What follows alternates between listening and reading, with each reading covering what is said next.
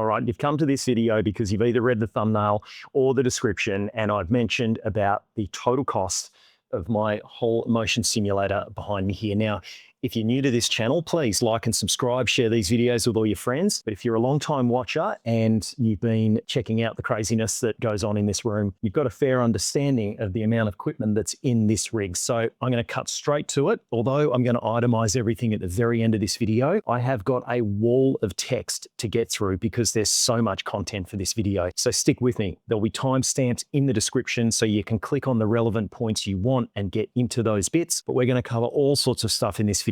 We're covering off on motion builds. We're covering off on the different types of motion platforms. We're covering off on haptics, the software that drives it all, what fork in the road you might want to head down depending on the type of system that you're looking at or trying to think about what to build in the future so that you can plan for that now. So the price of my entire system behind me here, that is including absolutely everything. That's the computer. I've got an RTX 5090 in there, keyboard, mouse that's on this thing, force feedback joystick, wheelbase, even the see behind me there, the whole box and dice is $22,069 US.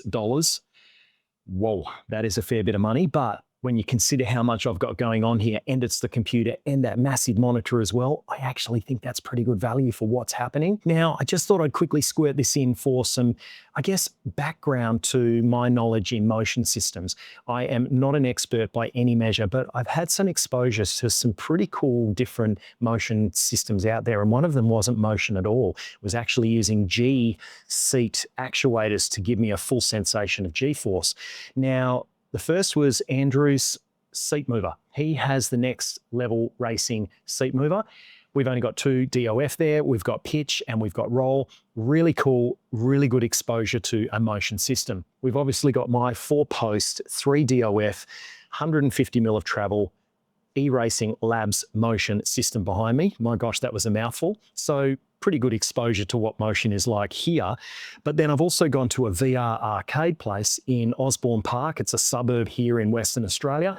And me, Andrew, Brad, and my brother-in-law, Mick, we all went there and we jumped in their 6 DOF motion system. It was pretty mind-blowing, and they are a gear drive motion platform. Then I also had the pleasure of going to an Air Force base and flying in the PC-21 simulator that the pilots in training use before they actually get into the real thing. And this blew my mind. There is absolutely no motion in this system, but you are sitting in a massive 360-degree dome where it's projecting onto that dome the environment. Now, visually, the graphics are not as good as what we're getting in our VR headsets, but who cares, right? They're just using this as a training tool to get in the real thing. What blew me away is sitting in the cockpit of what is really a real PC-21 and how heavy the actual stick was when a simulated engine failure at 1,400 feet kicked in. Man, it almost ripped it out of my hand. I could not hang on to that stick. The seat has G actuators in it, or pressure plates, so that as I was going into certain turns, I could actually feel those pressure plates pressing up into my legs and my back. I actually felt like there was motion where there was no motion. Mind-blowing. So I've had some pretty good exposure. Plus, there's a driver training place out near our local airport, Racecraft. If you haven't heard of it, really cool place. It's where I bought some of my motion profile and got my V&M pedals from. Those guys have got a whole heap of motion systems there, and that's where I got to try the D-Box motion system. So I think I've got a pretty good exposure to different motion platforms out there to talk about what I'm going to today. There you go. Now, if you are going to stick around for this video, let's get into it. Should be a good one. Hopefully I can cover everything, but a couple of quick points to make. First off, yes, I am sponsored by a couple of the suppliers in this video, and I'll tell you who they are, but it's only 2 of them. Departed Realities DR Sim Manager. I have been given that software for free, and I'm allowed to use it so that I can experience it. I'm on the Discord channel, but that's really all I've got. I'm not paid in any way, shape or form to talk about their software. And Adam is just such a nice guy. He's got DIY plans on his channel and on the website to be able to build build your own crazy 6 DOF system. Really, really, really support that guy. I love what he's doing and he's really pushing the community forward. But I was provided that software for free. And the only other company on this list is Say Intentions AI. Yes, I am sponsored to be able to make content and review the software. I am provided my software license for free. But with both of those companies, I'm under no duress. I can do and say what I want.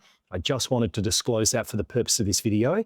But for absolutely everything else in this video, including everything else on this sim rig, I have paid for that with my own hard-earned money. So I just wanted to make that point clear. All right, so let's get into the video. This should hopefully be a good one and cover everything that you've been wanting to know about getting into motion simulators, where to start and where you want to end up. Let's go. Okay, so first off is really the base of any simulator platform, and that's really going to be your rig. It's going to be your static rig that's made of either wood, which my first sim rig was. It was made out of just MDF, and it was really cool. I was able to put it all together pretty easily. I did buy it as a kit. I had modified it though, but it was pretty cramped, and the options to upgrade were pretty limited, and there was no way I was bolting a motion system to that. You'd just snap in half and kill yourself. But it was a cool place to start. We've then also got tube frame style, or I guess in motorbikes we call that lattice framing, but it's a tube style sim rig. Now, again, the issues with those is limitations. You don't have the ability to bolt a lot of stuff onto that and make a lot of changes. You've kind of stuck with what you've got, unless you're really handy with a welder and you're prepared to cut and chop and weld. Then really what you buy is what you've got. Then we get into what I would really class as my favorite and my preferred type of sim rig, and that is the extruded aluminum T-slot aluminium style rigs. And that's pretty much everything that's behind me here. And you've got these little channels in here, so you can put a T-nut in there and then the bolt can go straight into it. Infinite customizability. If you break something, getting this stuff is pretty easy to get your hands on. And it's like a adult's Meccano set or Lego. You can just build this thing out until your heart's content. The sky is the limit. So my preference when it comes to those is definitely this T-slot style rig. Now, you do have other systems out there. DOF Reality is one where you're really buying into the full ecosystem where you've got the motion rig, but you've also got the full cockpit chassis and everything. We'll talk about that a little bit further on. Now, they are really the base when it comes to your sim rig. Now, again, this is not the definitive. So everything I'm saying here is my experience is based on what I've done, what I've seen, what I've experimented with, and what I know to be out there. There might be other types of systems, but this is just a broad generalization, and it's not necessarily one's better than the other. It's just covering what is out there. What's interesting with Track Racer, for instance, is I really like Track Racer's rigs for quite a long time, but I've noticed that just recently their latest version looks like it's gone with a bit of a hybrid design where it's not just all this T-slot for the TR160 anymore.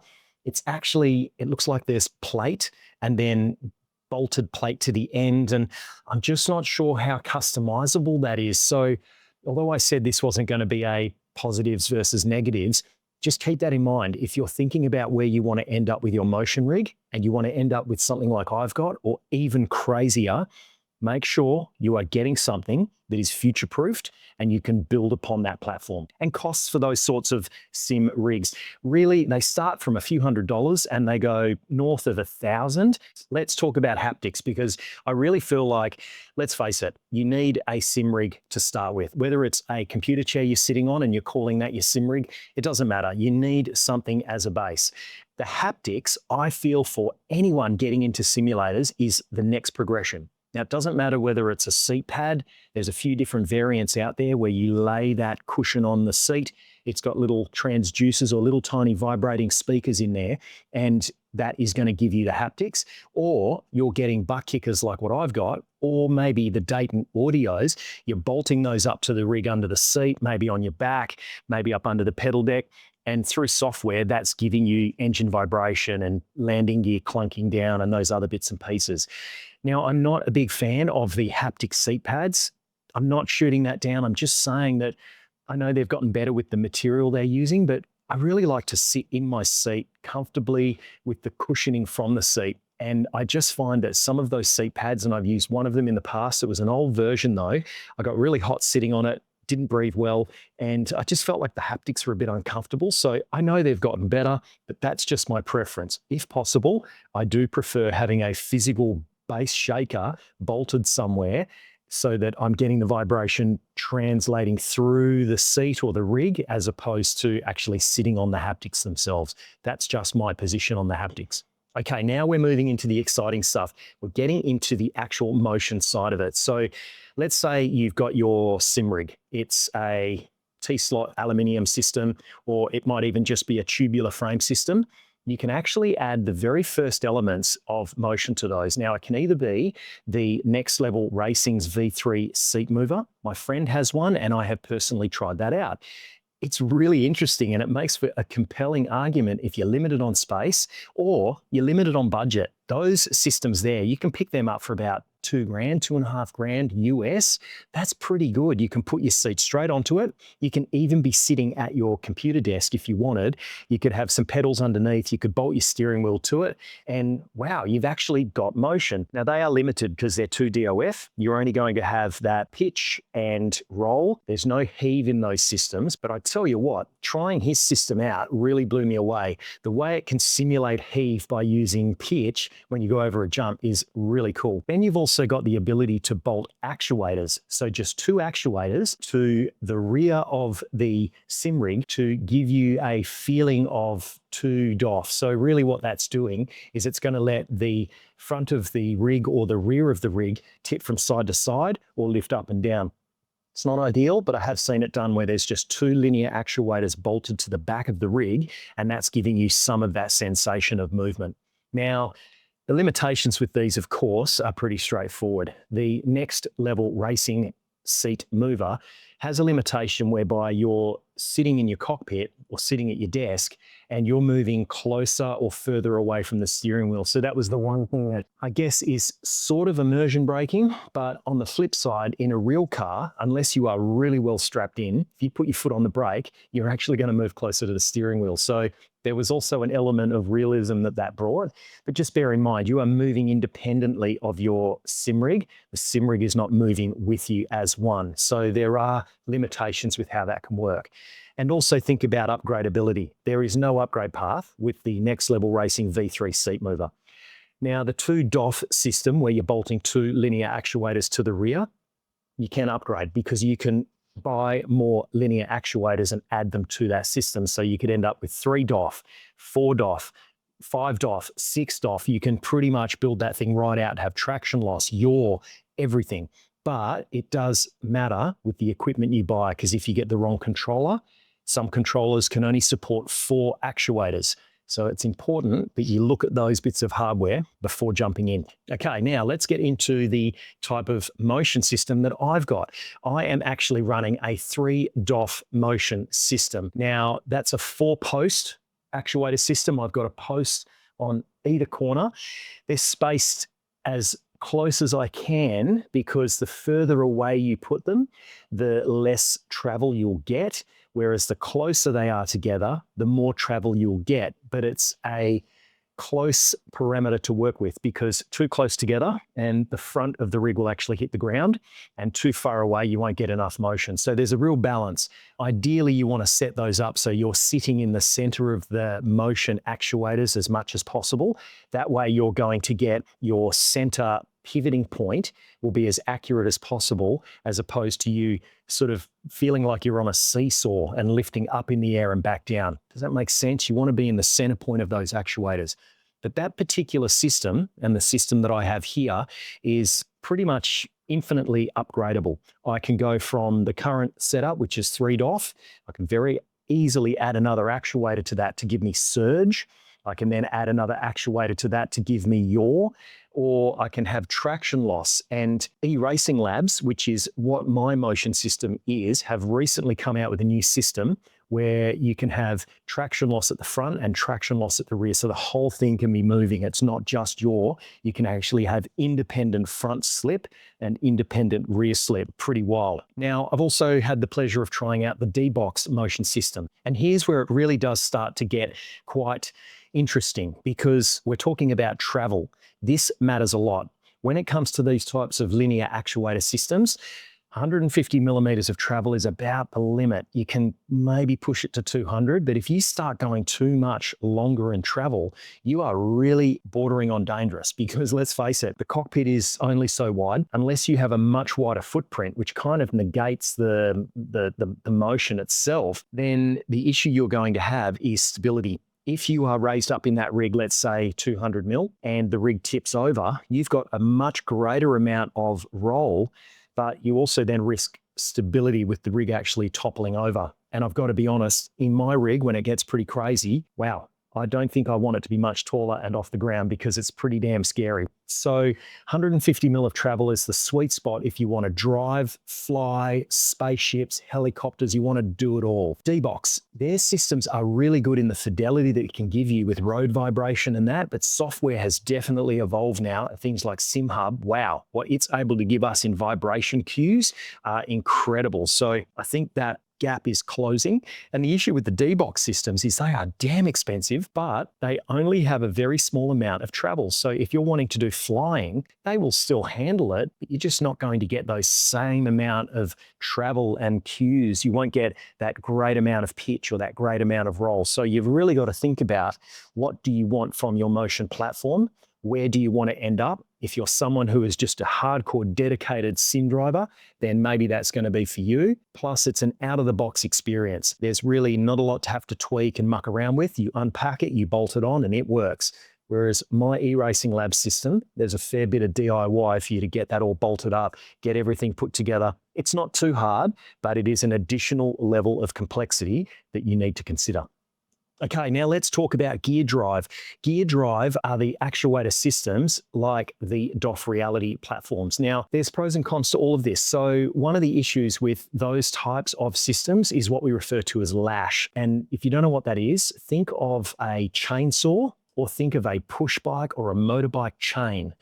When you first go to pedal, there is a little bit of play in that chain, and that's lash, and it's taking up that slack before it engages and is tight.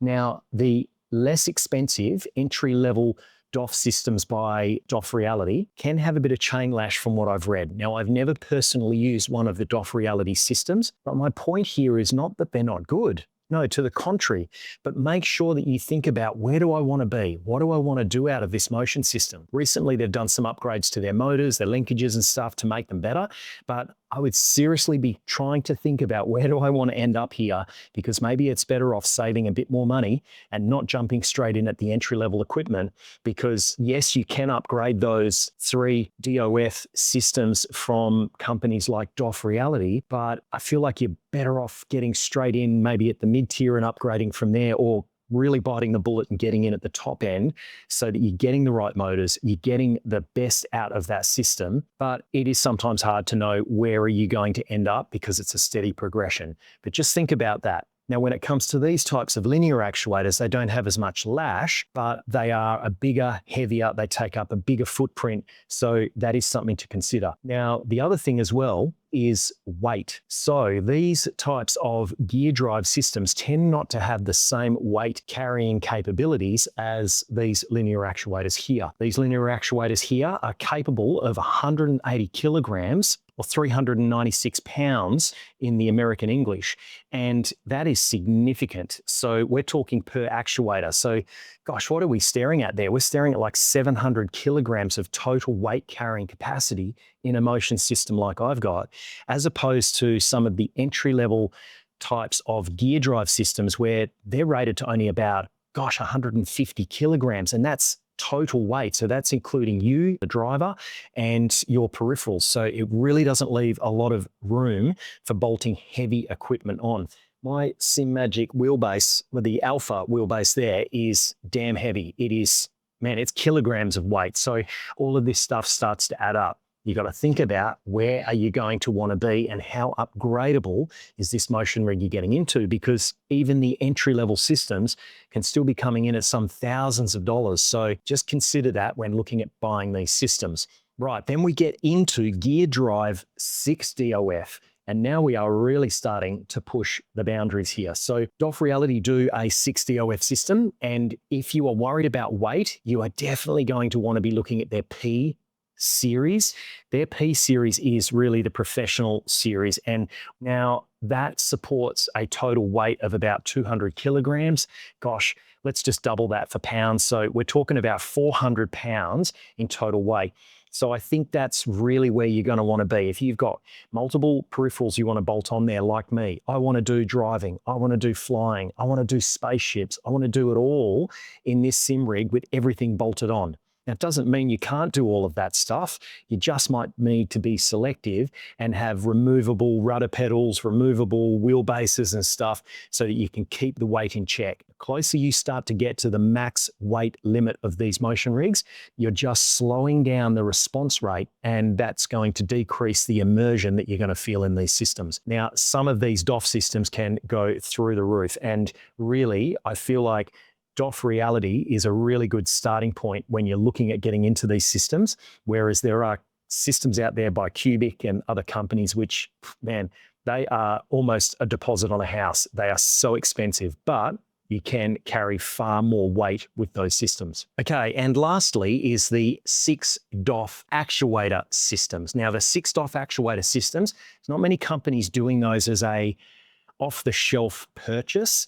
But Motion XP is one such company. They're a French company. They've reached out to me. We've chatted on a few things. They are expensive though. And here with Australian pesos, we are looking at about $25,000 for one of their systems. Don't get me wrong, it is incredible. We are talking travel anywhere up to 500 to 600 millimeters of travel. It is absolutely wild.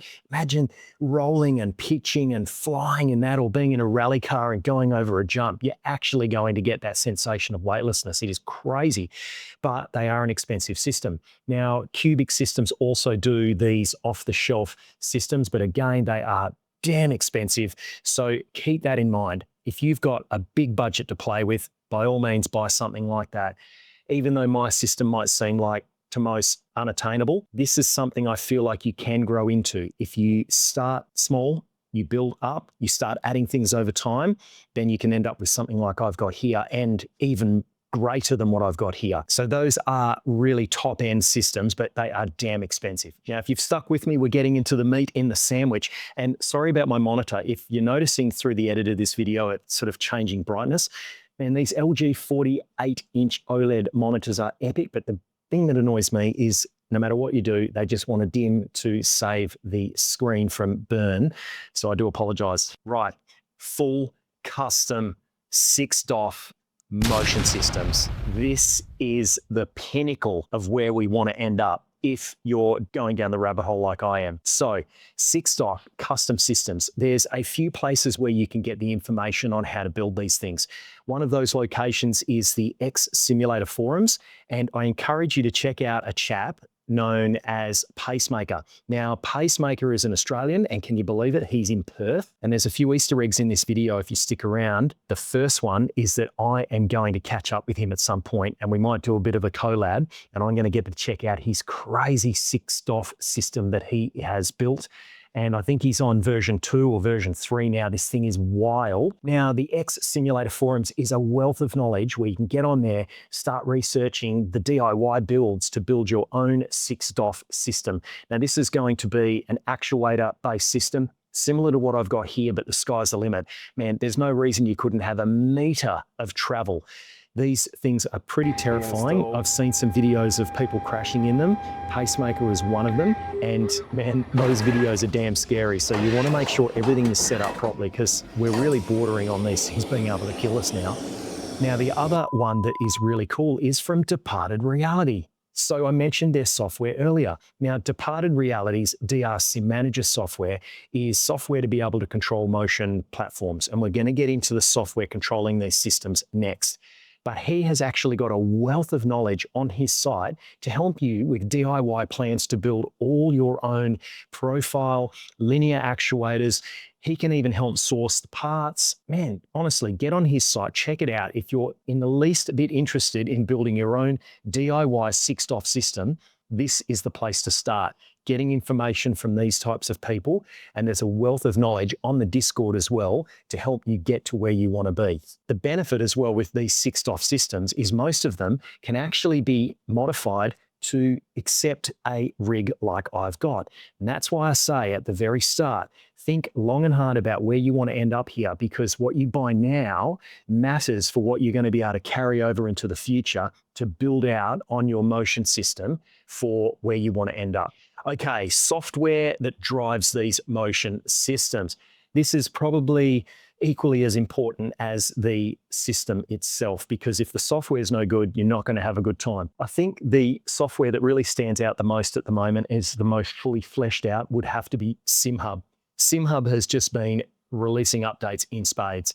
We've recently just got 6DoF support as well, but it is the most mature software. It can control your dash, so your digital dash on a tablet, on the little bolt-ons that we've got for our steering wheels. It can control our haptics, so the butt kickers. We're doing all of this through that one piece of software. It's got motion compensation. It's got full motion for the rig. It's even got audio to haptics. What's audio to haptics? Well, it will basically convert audio signals and inputs to the actuators to give you vibration. So engine vibration, for instance, it's almost meaning you kind of don't need butt kickers or Dayton audio or any of those haptics. I still think you want them. They help fill a void, but it is really starting to close the gap. So SimHub would have to be the most fleshed out. The next one in the list for me would have to be Departed Realities DR Sim Manager. We've got support for 6DoF. We've got support for 4Posts. The community is alive. The Discord is full of an amazing community. And Adam, the developer, is super receptive to making changes and releasing updates if there's enough desire from the community for those changes. The software is really straightforward. It's easy to use. I've got some instructional videos on my channel on how to tune your motion system if it's a 4Post. I've even put some profiles up on the Discord, so jump on there and have a look. Then next in line would have to be SRS Studio. SRS Studio, I'm sorry, but it has just dropped down the list for me. And the only thing that I use SRS Studio for these days is Elite Dangerous. If you want to fly in Elite Dangerous and also drive in the SRV, that is the only software that's going to do it. Nothing else that I know of is going to give you motion for both of those models, because there's no real telemetry coming out of Elite Dangerous. I won't bog down and bore you with that. I've got a video on my channel about tuning a motion rig with Elite Dangerous and getting it all working with the SRS Studio software. But that is the only time that I'm using the software these days. Then we move down to software like FlyPT. I've never used it, so I'm not going to talk too much about it, but FlyPT apparently used to be really well supported. That dropped off. I believe the support has kicked in again, but your mileage may vary. From what I've looked at online, the software looks a little more complicated to get your head around, but that's probably as far as I'll go talking about it, because until I've used a bit of software, I really don't want to talk too much about how good or bad it is. So there's the bits of software I would recommend for motion systems. Oh, actually, I think it is worth quickly mentioning the proprietary bits of software based on the platforms you buy. So Cubic Systems do have their own software, and we also have Next Level Racing. They actually do their own motion software as well. And my friend Andrew, the Air Force pilot, he raves about it. He doesn't have to muck around with motion compensation or any of this jank that we deal with. It all does it straight out of the box. I guess the downside is he doesn't have the same options to do the crazy stuff like I am in things like MechWarrior and those other types of games, as far as I'm aware of. Maybe there's tweaks to get it working, but it is a bit more linear in regards to you've either got the games to use within that software or you don't. Okay, now the peripherals. This is the stuff that bolts onto the SimRig joystick, the monitor, the keyboard, mouse, the power control lever. So these elements really bring the motion system to life. They're letting us control all of these elements and really have a good time. So I think the first and most important thing to think about is your seat. There are a couple of different seat options out there, and I must confess, to most of the sim companies that produce the simulators, I think the seats are dog shit on toast. I'm sorry, they just are in my book. I've sat on a few of them and I'm just not happy with them. My preference is to actually buy a proper car seat and use that. And here's my example. My seat in my SimRig is actually a Bride copy, and it's the Lowrider Stradia. It's from a company called Crank Motorsports. It's here in Australia, but there are other companies around the world where you can get similar types of seats. And I encourage you to try and sit in the seat first, or take recommendation from people that have used them. And here's the reason I don't like most of the motion simulator seats that you can get with your rigs. They're either using PU leather, so fake leather, you sweat in them, it's horrible. The build quality is not as good, and your adjustability is really manual. If you're into your rally, you're going to want a bucket style seat, or even your sim racing in general. The problem with that is that if you want to adjust that seat at all, it's quite a manual process. So I like to have a reclining seat. Most of the reclining seats from the companies out there that do them for simulators, they're crap. There's a lot of flex in the seat. And so then when you're putting your foot on the brake or in a motion rig, you're getting thrown around, you're getting a lot of flex in the back of the seat. The Bride replica seat that I've got is a reclinable seat, but it's an ADR approved car registerable seat that is rock solid.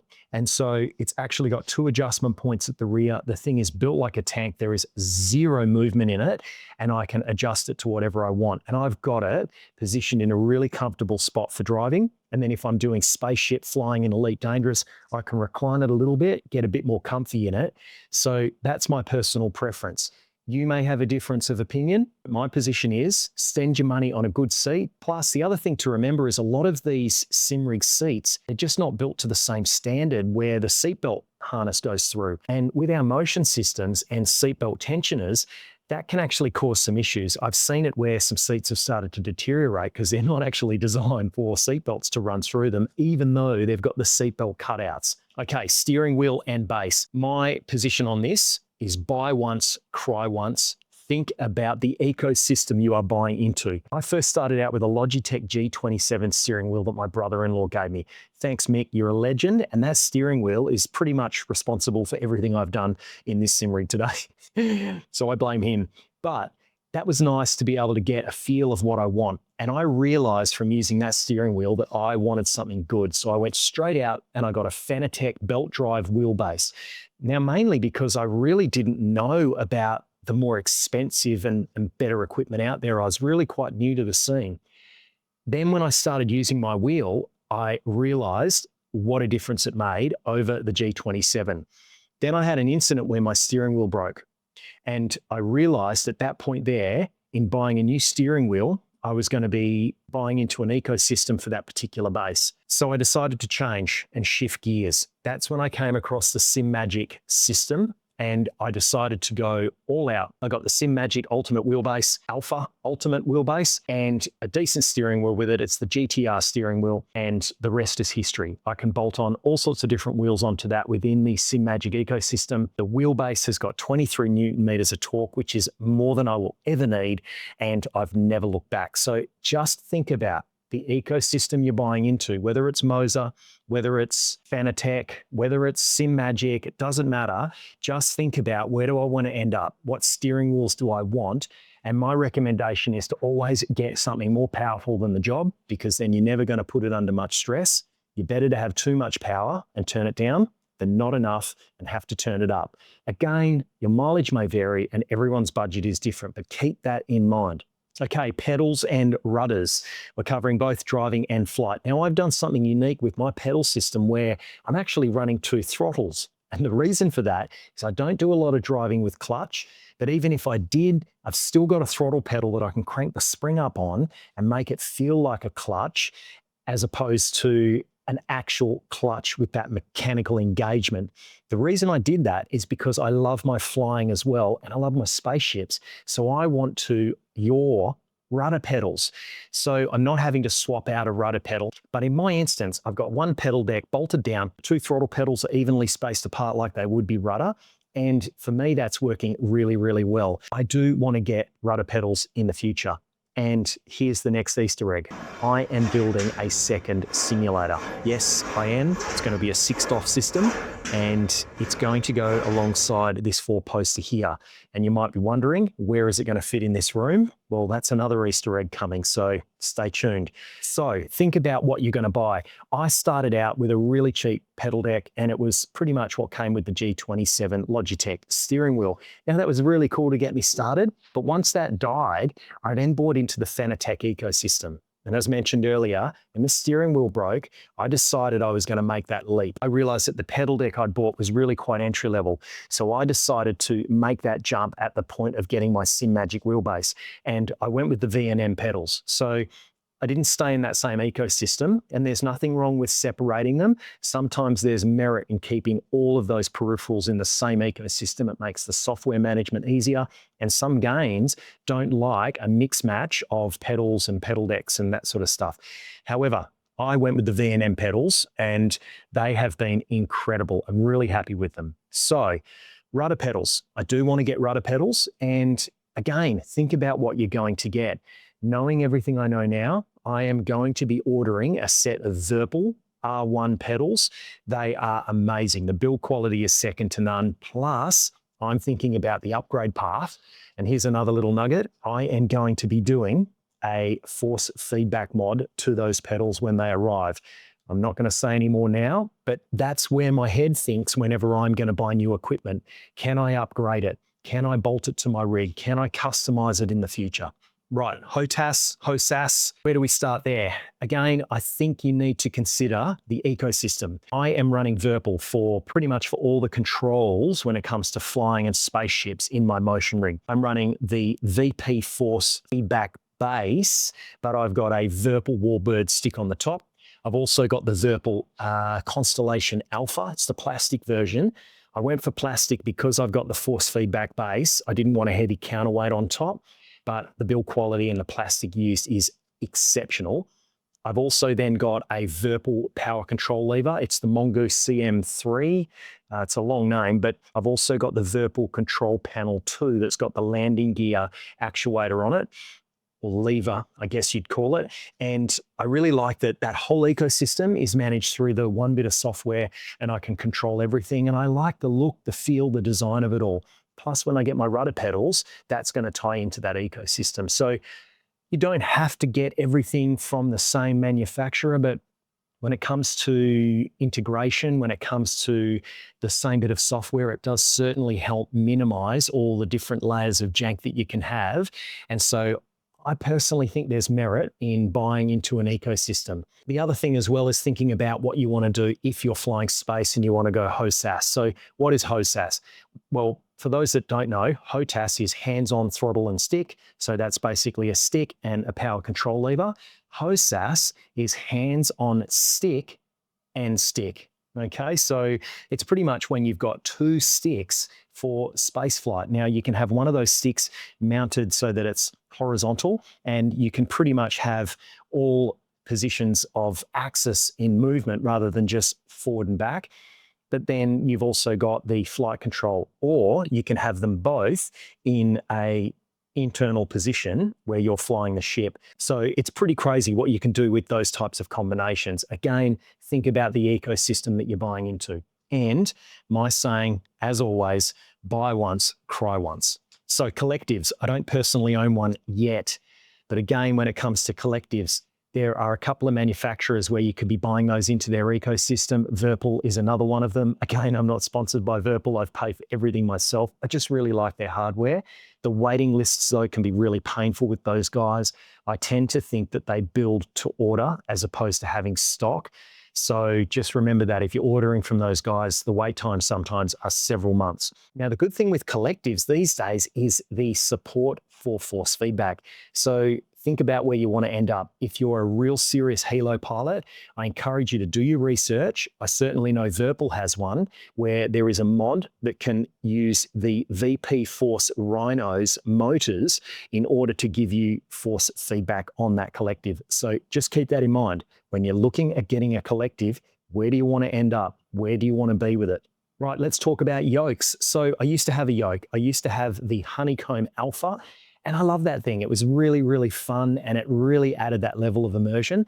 I just don't fly those types of aircraft a lot. So for me, I just wasn't mounting it to the rig that often. So I removed it. However, having my time again, and I certainly may with this new sim rig that I am looking at building, get a yoke in the future. And I would buy a force feedback yoke. Knowing what I know now with motion systems and the immersion it brings in VR, force feedback, force feedback, force feedback to me is an absolute game changer. And there are some fantastic options out there now from the likes of Moza. So it really has opened up the opportunities for force feedback with yokes. Shifters. So when it comes to gear shifters, honestly, there are a dime a dozen of these, but again, try and buy it in the ecosystem. You don't have to. You can get your handbrake and your shifter from different brands, but I love that my handbrake and my shifter are also SimMagic. So my handbrake actually daisy chains into my wheelbase, so that's a USB port not taken up. And also the shifter software is all driven from the one portal. So I really like that I can see my wheel, I can see my wheelbase, my shifter, my brake, all in that one bit of software so that I can make those tuning changes and it correlates across everything. Now, the other thing I really like with the SimMagic stuff is it is not expensive for what you get. My shifter was only about, I think, 400 Australian pesos. What's that in US? Probably 250 US. And that is good value for a high quality bearing shifter, the clunk, the sound, the engagement. I really feel like I am quick shifting a real quick shifter in a car. And then into handbrakes. Again, I mentioned it's SimMagic. The handbrake is beautiful. This thing only cost a couple of $100, I think about 140 US dollars for this beautiful quality handbrake. But also think about how adjustable it is and the mounting options. Not all handbrakes can change their orientation. You might want your handbrake to be in a more traditional handbrake position as opposed to upright. So think about the options of changing its orientation and whether or not the handbrake you're looking at will do that. Button boxes, wow. These are a dime a dozen. Now, there's lots of DIYs out there. My brother-in-law's got his own DIY built button box. I've got a button box. It's really the Virpil control panel too, but I really like their off-the-shelf button boxes. They do a couple of different versions as well. They've got one for maybe your GA aircraft where you've actually got your dual throttle levers, and they've also just got a dedicated button box with no levers or anything, just buttons and dials. So have a think about what you want. You can certainly build these. They're a dime a dozen out there, but I think if you can get a button box within the same ecosystem, so again, it's all controlled by the same software, it makes it a lot easier. So the Virpil stuff can actually be daisy chained together so that you can have the whole thing acting as just one panel as opposed to it having to occupy individual USB ports on the computer. So I like that stuff as well.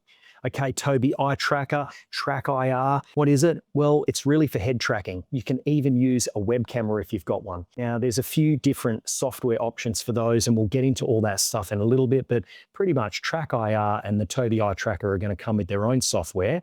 But then there is free software, OpenTrack, if you want to use a web camera and just get it up and running and see what you think. So if you've got a web camera laying around, well, you might as well download the software, OpenTrack, and have a go. It's really cool. And if you're wanting to have a break from VR, well, for some people, virtual reality just doesn't work.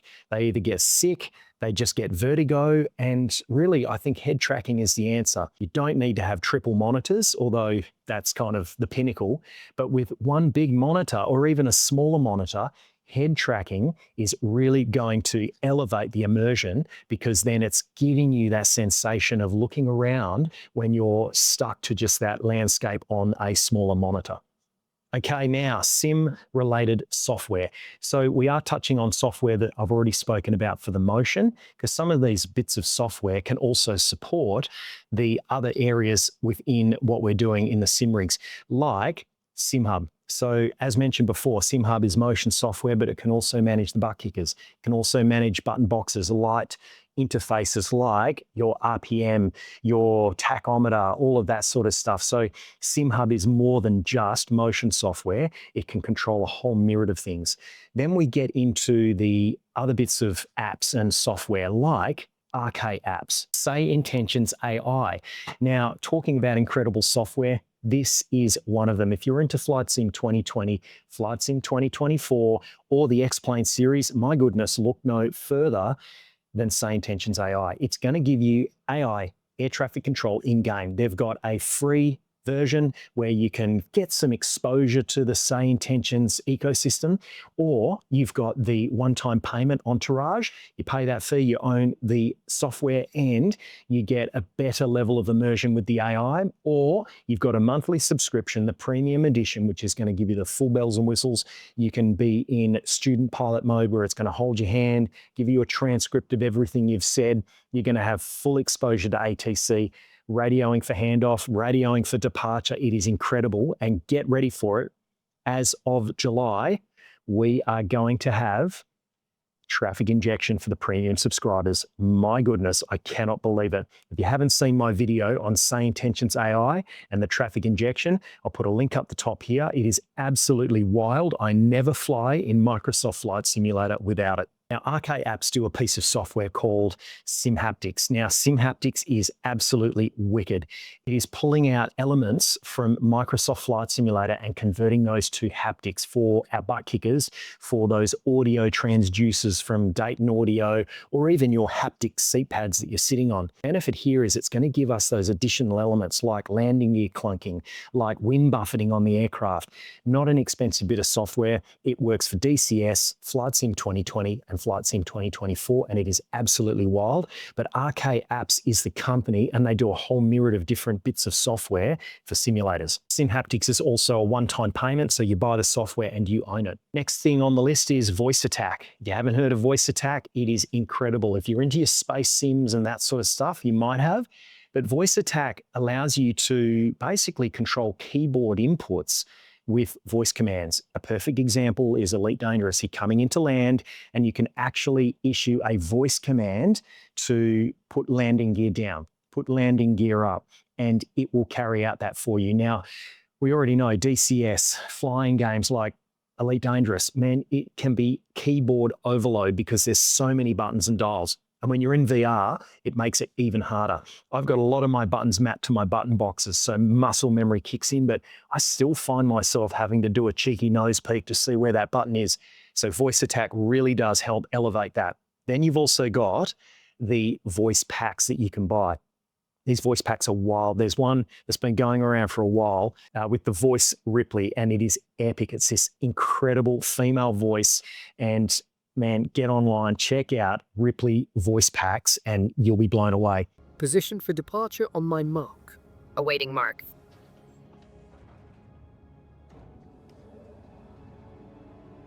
Mark.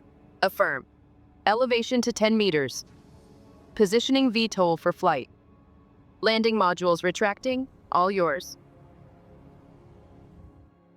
You can have your own, I guess, co-pilot, your own sort of computer-driven voice responding to you when you're asking it things and issuing it commands. It's absolutely incredible. Okay, telemetry force feedback. Now, although there's elements of this that are software that's kind of open source, the telemetry force feedback software itself that VP Force, that make the Rhino force feedback base, have developed is industry leading. I cannot stress that enough. So the software itself is free, but you need to use one of the circuit boards from VP Force in order for this software to work. And hands down, they wipe the floor of everyone else when it comes to force feedback and the various things that you can get out of your joystick with this software. So the software's free, but you do need to have the VP Force Rhino or the circuit board. So maybe you've made your own custom rudder pedals with feedback or a collective. It does need to be running the VP Force circuit board in order for that stuff to work. There'll be links in the description to everything I'm talking about. Okay, FaceTrack Noir and OpenTrack. So I mentioned earlier about Tobii Eye Tracker, Track IR, and using your web camera. Well, if you're using the Tobii Eye Tracker, one of the downsides is it really does have quite limited game support. It's got most of the key games there, like Microsoft Flight Simulator and those things, but there's a lot of games that I want working with head tracking. And so FaceTrack Noir basically lets you pick up your head tracking inputs and convert it into different types of outputs. You can convert it so that it's outputting to a mouse moving, for instance. You've got a game where you've got mouse look. You can now be controlling that look by using FaceTrack Noir picking up your inputs from your Tobii eye tracker and converting it to that output. Confusing stuff, I know, but it'll make more sense if you get a Tobii eye tracker and you're wanting to go down that rabbit hole. Now, OpenTrack is free software, and it's going to let you do all sorts of cool stuff. You can basically use a web camera for head tracking. There's a myriad of other things it can do, but really cool bits of software. If you're thinking about getting into head tracking, look at FaceTrack Noir with a Tobii eye tracker, or OpenTrack if you've got a web camera. Okay, other bits of software. Now, this one's an interesting one because it's kind of sits in the middle of the motion software and the telemetry from games, and that's called Space Monkey. Now, the company is called Fart Games with a PH. I just love their name, Fart Games. Really active Discord. Again, links will be in the description. Get on there, check that out. I've done a ton of videos on this channel about Space Monkey. In essence, what it does is it's enabling you to get telemetry out of a game like Cyberpunk. Can you believe it? And then pushing that to your motion software. So really cool software. It's totally free. I can't believe this guy is doing this just out of the kindness of his heart and passion for gaming, but it is free. So I encourage you, check out Space Monkey. Voicemeeter Potato, Voicemeeter Banana. I've banged on about this a few times. Now, really what this is doing is this is letting us drive our haptics, so butt kickers, Dayton Audio, or our haptic seat pads, in the absence of the game being able to interface with something like SimHub or proper haptics. Now, games like Assetto Corsa and Project Cars 2, they work really well, but when you've got games that have no support like MechWarrior or Cyberpunk, what are you going to do? That's where Voicemeeter Banana or Potato comes in. It's going to let you have two audio channels fed into one, which are then feeding to your audio source, so speakers, headphones, but also the butt kickers. Hope that makes sense, because normally you can only output to one channel and then you're not getting any vibration. So if you're having issues with a kind of left field game like Cyberpunk, Voicemeeter Potato, Voicemeeter Banana is the answer to give you audio and haptics at the same time. I've got videos on the channel about how to set all that stuff up. X360 controller emulator. This one is a must if you're doing any crazy sort of left field games like I like doing. Dakar Rally in the Rig is one such example. There is shocking controller support for that. And the X360 controller emulator lets you emulate, yes, an Xbox 360 controller and output it to a joystick input. Hang on, have I said that the right way? So the steering wheel input can be outputting as an Xbox controller. Yeah, that works better. And the game, because it supports the Xbox controller profile, is going to correlate to that movement. Another good example is MechWarrior. So MechWarrior 5 in VR has a really clunky interface for HOTAS. I actually find it much easier to configure the X360 controller for the correlating inputs like joystick, power control lever, and my power control lever, for instance, is actuating one of the thumbsticks on the Xbox 360 controller. Now, that's already natively interfacing with MechWarrior 5, and now I've got motion in the game. So X360 emulator is an absolute must, trying to get those obscure left field games working, and that might be just the answer. Okay, we are almost at the end, the UCR controller remapper. This one's a big one for games like DCS if you do not have rudder pedals. DCS does not have individual axis inputs for rudder. And if it does, I can't get it working. So the UCR controller remapper lets me map those two throttle pedals. Okay, they're two different axes. It lets me map those two different axes into one axis. So I now have a single axis as an input for DCS, and bang, my rudder pedals are working. So it's pretty much all I use it for, but it is an absolute must. I used to use it in Microsoft Flight Simulator until they released individual axis to control rudder, and I just map that individually now. But UCR controller remapper, if you're having issues, that might also be one with controls to do things that they're not meant to do. Okay, we are almost at the end. If you've stayed with me this far, please, not too much further. So I really do appreciate the support, and there's lots of good stuff here.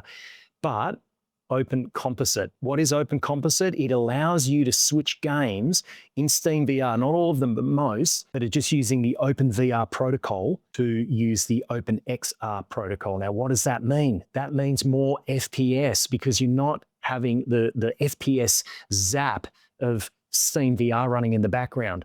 Plus, it opens up the door for you to be able to use tools like the OpenXR Toolkit. Now, I know lots of people are saying, well, that doesn't work well with DirectX 12, right? It was really a DirectX 11 feature set, but Elite Dangerous is a perfect example because my goodness, the uplift that I get in Elite Dangerous and then the ability to super sample even more because I've got some more headroom is night and day. I've got videos on the channel as well about Open Composite, OpenXR Toolkit and all that good stuff. It's free software. It's the ability to switch from using SteamVR to using OpenXR for Steam games that don't normally support it. All right, you made it all the way. Thank you so much. So I'm going to give you the last Easter egg, and then I'm going to go through individual line items of my rig, the costs, and I'll once again tally the total at the end. But here's the Easter egg. If you stayed this long, I've got some really exciting news.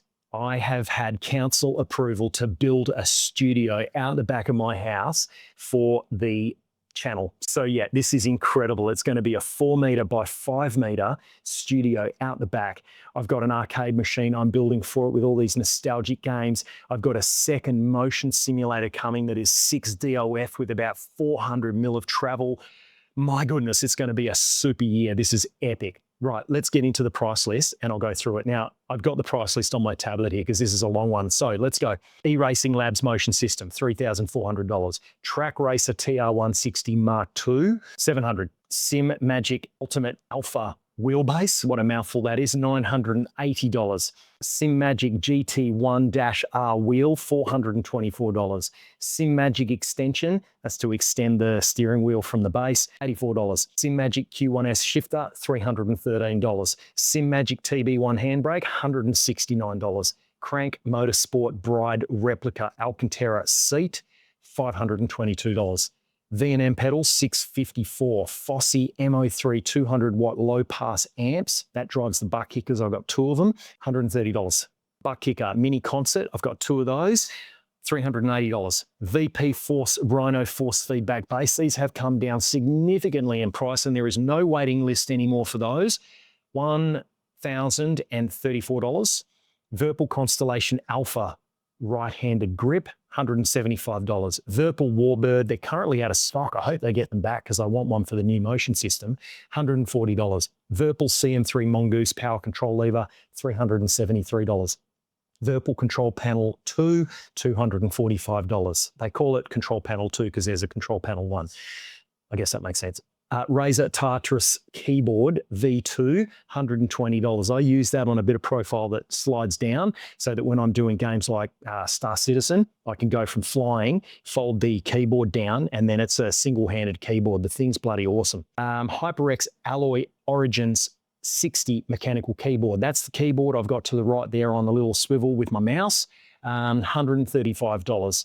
Logitech trackball mouse, $65. Tobii 5 tracker, $379. Samsung Odyssey Arc 55-inch monitor behind me here, $2,612. Extra aluminium profile because I've built a base for this thing and I built this elaborate mechanism to hold the monitor and some arms so it doesn't fall on me and kill me. What was that? That came in at $600. My computer entirely was $8,492. That totals $22,069.38 US, or in Australian pesos, that's $33,784.23. My goodness, don't let my wife see this video. Anyway, I really hope you enjoyed this video. I know it's a long one. There's a lot of talking, but I hope you've got some value out of this. I hope it helped you understand where you want to end up, or if you're already halfway into your journey, maybe helping you decide the options that you're making, the hardware that you're buying. If you've got any questions, please chuck it in the comments. I hope you enjoyed this video, and I'll see you in the next one.